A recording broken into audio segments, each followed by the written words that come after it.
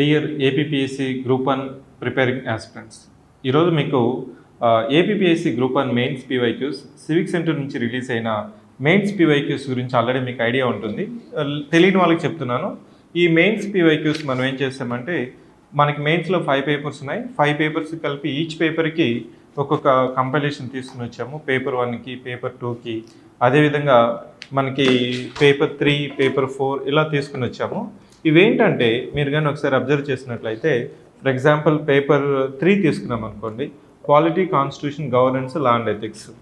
ఇవంతా మనకి ఏపీ తెలంగాణలో మనకి మెయిన్స్ ప్రీవియస్ క్వశ్చన్స్ ఉన్నాయి కదా, వాటినంతా మనం ఏం చేస్తామంటే సెక్షన్ వైజ్ కంపైలేషన్ చేస్తాము. సెక్షన్ వైజ్ కంపైలేషన్ చేసి వాటికి మోడల్ మెయిన్స్ క్వశ్చన్స్ కూడా ఇచ్చాం.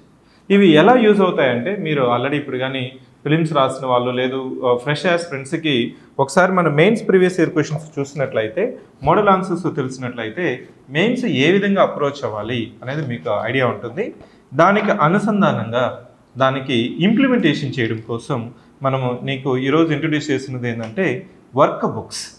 ఈ వర్క్ బుక్స్ దాదాపు మీకు 13 వర్క్ బుక్స్ ఉన్నాయి. ఈ 13 వర్క్ బుక్స్ ఎందుకు తీసుకుని వచ్చామంటే, స్టూడెంట్ ఏమనుకుంటాడంటే మెయిన్స్లో, సార్ నాకు కంటెంట్ లేదు, కంటెంట్ ప్రిపేర్ అవ్వాలి, వ్యాలిడేషన్ లేదు, ఇంకా నాకు రివిజన్ ప్రాపర్గా అవ్వలేదు, ఈ సబ్జెక్ట్లో ఈ టాపిక్కి కంటెంట్ లేదనేసి కూర్చొని ఎన్సీఆర్టీ బుక్స్ కావచ్చు, స్టాండర్డ్ బుక్స్ కావచ్చు, వ్యాలిడేషన్ కావచ్చు, ఇలా కూర్చొని టైం పెట్టుకొని ఈ కంటెంట్ బిల్డింగ్ ప్రాసెస్లోనే ఉంటున్నాడు.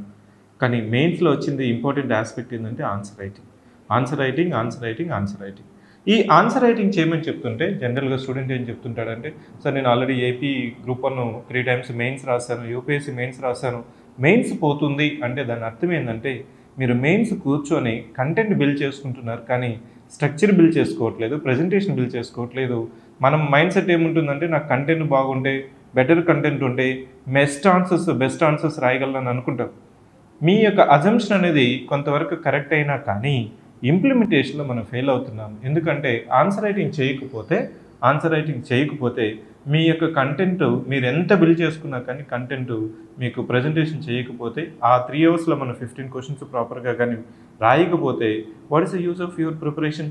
దీన్ని అవాయిడ్ చేయడం కోసమే సివిక్ సెంటర్ నుంచి నేనేం తీసుకుని వస్తున్నామంటే, 13 వర్క్ బుక్స్. ఈ 13 వర్క్ బుక్స్ మీరు పేపర్ 1కి తీసుకుని వస్తే దాదాపు 2 వర్క్ బుక్స్ ఉన్నాయి, 50 ఎస్సేస్కి ఉన్నాయి. ఈ వర్క్ బుక్స్ కాన్సెప్ట్ ఏంటంటే, ఈ వర్క్ బుక్స్లో క్వశ్చన్ కూడా ప్రింట్ అయిపోయి ఉంటుంది. ఫర్ ఎగ్జాంపుల్ మీకు పేపర్ 2 తీసుకుంటే మనకు 3 సెక్షన్స్ ఉన్నాయి. ఈ పేపర్ 2 కలిపి మీకు 3 వర్క్ బుక్స్ ఉంటాయి. ఈ పేపర్ 2కి ఎన్ని వర్క్ బుక్స్ ఉన్నాయి? 3 వర్క్ బుక్స్ ఉన్నాయి. పేపర్ 2లో మనం తీసుకుంటే section A, section B, section C ఉంటుంది. ఫర్ ఎగ్జాంపుల్ నేను పేపర్ 2 ప్రిపేర్ అవుతున్నాను అనుకోండి, ఇమీడియట్గా నేను మీ ఎవరైనా ఒక ఆస్పిరెంట్, సీనియర్ ఆస్పిరెంట్స్కి పేపర్ 2 నువ్వు చదివావు కదా, పేపర్ 2 మీద కంప్లీట్ మోడల్ టెస్ట్ రేపు ఉందంటే స్టూడెంట్ ఏం చెప్తాడంటే, సార్ నేను రివిజన్ చేసుకుని వస్తాను, రివిజన్ అయిన తర్వాత వచ్చి ఎగ్జామ్ రాస్తాను అంటాడు. ఎందుకు నీకు ఆ బ్రెయిన్లో ఆ విధంగా అనిపిస్తుందంటే, మనకి కంటెంట్ బాగుంటే అప్పుడు నీకు కాన్ఫిడెన్స్ వస్తుంది, అప్పుడు ఎగ్జామ్కి వస్తావు. కానీ కంటెంట్ నీకు ప్రిపరేషన్ అయిపోయినా కానీ ఎగ్జామ్కి వచ్చి కూర్చున్నప్పుడు you will end up in writing 12 questions. దాన్ని అవాయిడ్ చేయడం ఎలా? దాన్ని ఇలాంటి మిస్టేక్ మళ్ళీ రిపీట్ అవ్వకుండా ఉండడం కోసం నేనేం చేస్తున్నామంటే, for example paper 2 section A, history and culture of India. దీనికి నువ్వు ప్రిపేర్ అవుతున్నావు అంటే, ఒకసారి నువ్వు సీనియర్ ఆస్పిరెంట్ అంటే ప్రిలిమ్స్ కానీ మెయిన్స్ కానీ రాస్తున్నావు అంటే మళ్ళీ నువ్వు కూర్చొని రివిజన్ చేసుకోకూడదు. నువ్వేం చేయాలంటే, ఇక్కడ చూడండి, మీకు క్వశ్చన్తో పాటు ఇక్కడ ప్రింటింగ్ స్పేస్ కూడా ఇచ్చేస్తారు. క్వశ్చన్తో పాటు మనము 3 పేజెస్ ప్రింటింగ్ స్పేస్ ఇచ్చాను. ఫర్ ఎగ్జాంపుల్ క్వశ్చన్ 2 తీసుకుంటే ఇట్లా ప్రతి సెక్షన్కి 50 క్వశ్చన్స్ ఇచ్చాను. ఈ 50 క్వశ్చన్స్కి వీటిలో మన ప్రీవియస్ ఇయర్ క్వశ్చన్స్ ఉన్నాయి కదా, ఈ ప్రీవియస్ ఇయర్ క్వశ్చన్స్లో నువ్వు రిఫర్ చేసుకోవచ్చు. ఈ ప్రీవియస్ ఇయర్ క్వశ్చన్స్లో ఉన్న క్వశ్చన్సే ఇక్కడ నేను వర్క్ బుక్ లాగా పెట్టాను.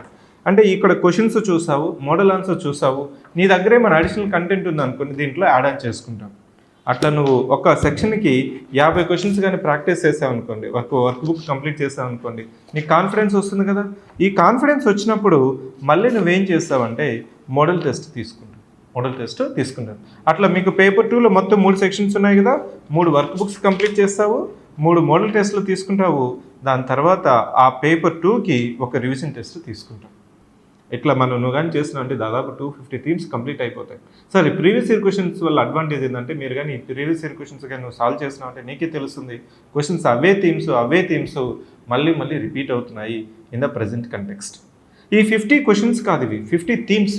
ఈ 50 థీమ్స్ కానీ ప్రతి సెక్షన్ కానీ నువ్వు కానీ ప్రాక్టీస్ చేస్తున్నావంటే 100% నువ్వు 15 క్వశ్చన్స్లో 14 క్వశ్చన్స్ ఈజీగా రాయగలుగుతావు. By the time exam is going to be return, final exam రాసే లోపల నువ్వు 15 అవుట్ ఆఫ్ 15 క్వశ్చన్స్ మనం రాయగలవు. కానీ స్టూడెంట్ ఏం చేస్తున్నాడంటే నాకు కంటెంట్ అవ్వని, వాల్యూ అడిషన్ అయిపోనివి, రివిజన్ అయిపోని, దెన్ ఆన్సర్ రైటింగ్ చేస్తాను అంటున్నాడు. అలా అయ్యేది లేదు, పోయేది లేదు. కాబట్టి ఇక్కడ ఏమవుతుందంటే ఒక టైం బౌండ్లో పెట్టుకోవచ్చు. సో పేపర్ 2కి 3 వర్క్ బుక్స్ ఉన్నాయి. ఒక్కో పేపర్కి నేను ఎంత టైం తీసుకుంటున్నాను, 1 వీక్ తీసుకుంటున్నాను, 10 days తీసుకున్నానా, కంప్లీట్ చేసావనుకోండి. ఈ పేపర్ 2కి నువ్వేం చేస్తావు, ఈ 3 వర్క్ బుక్స్ కంప్లీట్ చేసేస్తావు, 3 మోడల్ టెస్టులు తీసుకుంటే ఒక రివిజన్ టెస్ట్ తీసుకుంటాం. నెక్స్ట్ పేపర్ 4 తీసుకున్నాం అనుకోండి. పేపర్ 4కి మనం ఏం చేస్తామంటే 2 వర్క్ బుక్స్ ఇచ్చాం. ఇండియన్ ఎకానమీకి ఒక వర్క్ బుక్, అదేవిధంగా ఏపీ ఎకానమీకి ఒక వర్క్ బుక్. ఈ వర్క్ బుక్స్ కంప్లీట్ చేస్తాము, వీటి మీద మోడల్ టెస్ట్ తీసుకుంటాము. పేపర్ 4 కంప్లీట్ అయింది. నెక్స్ట్ పేపర్ 5 తీసుకుంటాము. పేపర్ 5 కూడా మనం ఏం చేస్తామంటే 3 వర్క్ బుక్స్ తీసుకొచ్చాము. ఈ 3 వర్క్ బుక్స్ ఇదే పద్ధతిలో నువ్వు కంప్లీట్ చేస్తావు. అప్పుడు నీకేమర్థమవుతుందంటే కాన్ఫిడెన్స్ వస్తుంది, కంటెంట్ బిల్డింగ్ అవుతుంది, వాల్యుయేషన్ అవుతుంది. వీటికన్నిటికంటే మించి ప్రజెంటేషన్ ఎలా చేయాలని నీకు అర్థమవుతుంది. ఇక్కడ నీకు చూడండి టైం బౌండ్లో కంప్లీట్ అవుతుంది. So this is the method of work book, method of mains preparation. ఈ వర్క్ బుక్స్ వచ్చి మనకి క్వశ్చన్ అనేది తెలుగు, ఇంగ్లీష్ రెండిట్లో ప్రింట్ అయిపోయి ఉంటుంది. తెలుగు మీడియం వాళ్ళని, ఇంగ్లీష్ మీడియం వాళ్ళని తీసుకోవచ్చు. వీటిని ఎలా మీరు డౌన్లోడ్ చేసుకోవాలి, ప్రింట్ తీసుకోవాలంటే మనం డైరెక్ట్గా పీడిఎఫ్ కాపీస్ నేను ఈ వీడియో కింద లింక్లో పెడుతున్నాను. మీరు ఇక్కడ డౌన్లోడ్ చేసుకుంటే దాని మీద క్లిక్ చేస్తే మీకు అది డౌన్లోడ్ అయిన తర్వాత మీ ఈమెయిల్కి వస్తుంది. ఈమెయిల్లో చెక్ చేసుకోండి. ఈమెయిల్ నుంచి డౌన్లోడ్ చేసుకుని జిరాక్స్ తీసుకొని you can do the writing practice. ఇలా చేయడం వల్ల అడ్వాంటేజ్ ఏంటంటే మెయిన్స్ ప్రిపరేషన్ అనేది ఒక టార్గెట్ ఓరియంటెడ్ అవుతుంది. ఎందుకు ఇవి తీసుకుని వచ్చామంటే రిపీటెడ్గా స్టూడెంట్స్ వచ్చి సార్ మెయిన్స్ ఎలా ఆన్సర్ రైటింగ్ చేయాలి, ఎలా ప్రజెంటేషన్ చేయాలి, ఎలా వాల్యూ అడిషన్ చేయాలి, నాకు 15 క్వశ్చన్స్ ఎలా రాయాలి, ప్రతి క్వశ్చన్ సరిపోతుందా, నాకు 6 మార్క్స్ రావాలంటే ఏం చేయాలి, ఇట్లాంటి క్వశ్చన్స్ అడుగుతూ ఉంటారు. ఈ వర్క్ బుక్స్ మెథడ్లో కానీ నువ్వు కానీ చదివావంటే నిన్నెవరు ఆపలేరు. సో దీనికి అనుసంధంగానే మనం వర్క్ బుక్స్ తీసుకుని వచ్చాము. So mains PYQs segregation with model answers కూడా తీసుకుని వచ్చాము. సో స్టూడెంట్స్ ఇవి కానీ నువ్వు కానీ కంప్లీట్ చేసావంటే నీకు సర్వీస్ అనేది ఇంకా ఆటోమేటేషన్ అవుతుంది ఆటోమేటిక్గా. So this is a procedure. ఈ ప్రొసీజర్ నువ్వు లెటర్ అండ్ స్పిరిట్ కానీ ఇంప్లిమెంటేషన్ చేసినావంటే రిజల్ట్ అనేది జస్ట్ బై ప్రోడక్ట్ అవుతుంది. ఇది చేయట్లేదు స్టూడెంట్. ఎంత సోపు ఏమని చెప్తున్నాడంటే వాల్యూ అడిషను, రివిజను, నా ఓన్ నోట్ మేకింగ్ చేసుకుంటాను, నా నోట్స్ తయారు చేసుకుంటాను, రివిజన్ నోట్స్ తీసుకుంటాను, ఇట్లా టైం వేస్ట్ చేసుకుంటూ కూర్చుంటున్నాడు. ఇట్లా 3 years ప్రిపేర్ అయినా, 4 years ప్రిపేర్ అయినా, లేదు 4 సార్లు మెయిన్స్ రాసినా కానీ ఎందుకు నువ్వు ఫెయిల్ అవుతున్నావు అంటే ఆన్సర్ రైటింగ్ చేయట్లేదు. ఆన్సర్ రైటింగ్ చేసినప్పుడే నీకు కాన్ఫిడెన్స్ వస్తుంది. ఈ ఆన్సర్ రైటింగ్ చేసినప్పుడే నీకు ప్రజెంటేషన్ తెలుస్తుంది. మెయిన్స్కి వచ్చిన తర్వాత మనకి వర్టికల్ ఎవాల్యుయేషన్ అంటే ఎవాల్యుయేటర్ మొత్తం నువ్వు రాసిన ప్రతి పాయింట్ చదవడు. నువ్వేం చేస్తున్నావు, హెడ్లైన్స్ ఏం పెడుతున్నావు, హెడింగ్స్ ఏం పెడుతున్నావు, సబ్ హెడింగ్స్ ఏం పెడుతున్నావు, అండర్లైన్ ఎక్కడేం చేస్తున్నావు, ఏమన్నా ప్రజెంటేషన్ చేస్తున్నావా, మ్యాప్ వేస్తున్నావా, డయాగ్రామ్ వేస్తున్నావా, దానికి ఎగ్జాంపుల్స్ ఇస్తున్నావా, దీన్ని మనం ఎలా ప్రజెంటేషన్ చేయడమే మనకి మెయిన్స్. ఇది నీకు రెక్టిఫై అవ్వాలంటే, నీ యొక్క మెయిన్స్ ప్రిపరేషన్ అనుకున్న విధంగా కావాలంటే ఈ వర్క్ బుక్స్ కానీ 13 వర్క్ బుక్స్ కానీ నువ్వు కానీ కంప్లీట్ చేసావంటే బిలీవ్ మీ దట్ నీకు సర్వీస్ అనేది 100% వస్తుంది. So this is the utility of mains work books.